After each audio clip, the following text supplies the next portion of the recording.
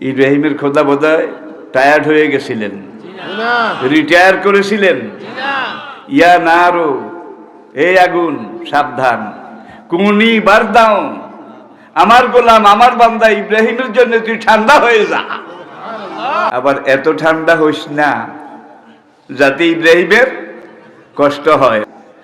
40 দিন আগুন জ্বলে, যে আগুন থেকে মানুষ 2 কিলোমিটার দূরে থাকে, তার কাছে আসতে পারে না।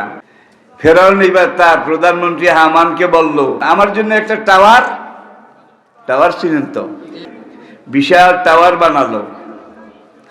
টাওয়ার বানাইয়া যখন সে টাওয়ারে উঠবে দেখার জন্যে, কাছে ইব্রাহিমকে একটু ডাক, আগুন থেকে উঠা, আমি ওর খোদাকে এখন মারতে যাব এই টায়ারের উপরে গিয়ে। দেখছেন কারবার?